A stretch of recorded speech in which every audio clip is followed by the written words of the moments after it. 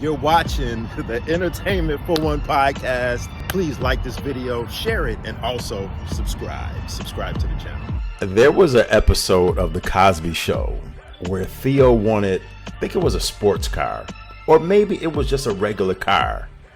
And Bill Cosby was like, Theo? Yeah, Dad. No. Theo? No. Jadakiss Beanie Sigel? No. Listen, make sure you like this video and subscribe to the channel. I'm Anthony, and listen, no, we do not need a Beanie Sigel Jadakiss album in 2025. Maybe if this was 10 years ago, 20 years ago, absolutely. I would have said circa 2002, 2008, 2010, I would have been on board for this. Even 2015, I would have been on board for a Jadakiss and Beanie Sigel album. But in 2025, no, I'm not checking for it, because every time we get a special collaborative kind of album like this in hip hop, I don't care if it's Jadakiss Fabulous album, Freddie versus Jason album that came out, which the album, it was just okay. It had a few joints on there that was cool, but it was, let's call it for what it is. It was a mediocre substandard album considering the kind of caliber of lyricist that Jadakiss and Fabulous is.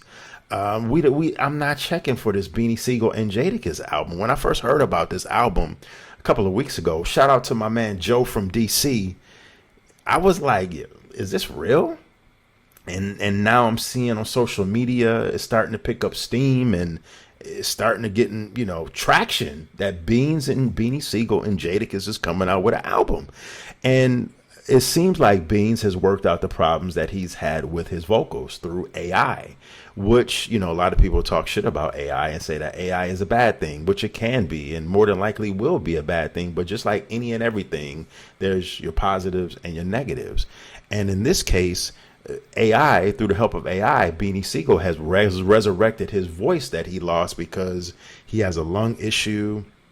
And I think he actually lost one of his lungs. So his voice is very raspy and it's like not on point. And when it comes to rapping, he can't really, rap and perform like how he used to. But on this new album and in Bean's career now, AI is going to help him come out with these records to where it sounds like he did 20 years ago, which is a good and positive thing for Beans, because now Beans can get back to his bag and his way of making music like how he used to and sounding like how he used to. But I don't know. I'm just not feeling that. I just feel like this album is too little too late. Jadakiss, on the other hand, Jadakiss needs to focus on his own solo career and striking when the iron is hot, like when he had that verses, when the Locks did that verses against Dipset. What was that? It seems like it was like every bit of 3 or 4 years ago now. That was when Jadakiss should have came out with a solo album that was a banger, like immediately 2 months after that, because everybody was crowning Jadakiss the king of New York by the way he just commanded that stage. And Jadakiss alone by himself destroyed a whole crew known as Dipset. But we got no Jadakiss album. Hell, we ain't got no Locks album. Locks haven't came out with an album in about 4 years. So I just think that Jadakiss has totally missed the mark with his career lately over the last 4 or 5 years. His last album was weak. And, I've said it before, and I'm going to say it again. His beat, his Jadakiss beat selection is absolutely shitty and terrible. Like, people talk about let me give y'all a full facial pause on this one. But let's just call it for what it is. I'm looking directly at you, Jada. The beats that you select on your albums are absolutely trash, especially that last album, Ignitus or Igneous or whatever the hell it was called. Did not like that album. That album at best was like a 3-mic album. And Jadakiss, you came out with a song a couple of months ago called M80 or something like that. That beat was shitty too. I mean, Jadakiss, man, where is we get in all of these rhyme sayers like Sky Zoo rhyming over dope tracks. all of the Griselda crew rhyming over dope tracks.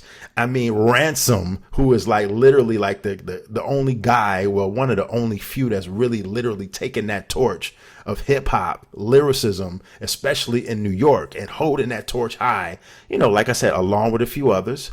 But Ransom, like, where is the beats that Ransom is rhyming over for Jadakiss? Like, Jada, why don't you get with V-Dawn or Macapella, Hus Kingpin's producer? Or why don't you get with any hot producer right now that's producing for these other hot lyricists? Now we can go back to me talking my regular shit. Jada, you need to step your game up, like seriously. So that's, and I can make a whole video on that. And the fact that Jada has not made a classic album out of all the albums he had, besides Jada being one of the top 5 lyricists in hip hop, bruh, you haven't made anywhere near a classic album, which is a damn disgrace. But anyway, leave a comment in the comment section, because I just went off on a Florida Evans from Good Times 21 gun salute on Jadakiss, and Beans caught a stray too. But let me know in the comment section what you think about this. Are you looking forward to this Beanie Mac and Jadakiss album? It's going to be called Kiss. What did I say? I think the album is called, I'm trying to remember all this off the top of my head. I think it's going to be called Mac to a Kiss, or Kiss the Mac, or something like that. I don't know. This album could surprise me. It could be a classic.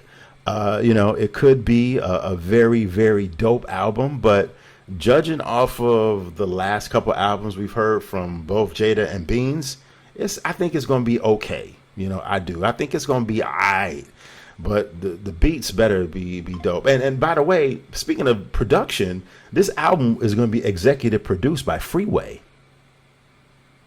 Okay. Freeway is now executive producing albums and shit. Leave a comment. E for One Media. I will talk to you later.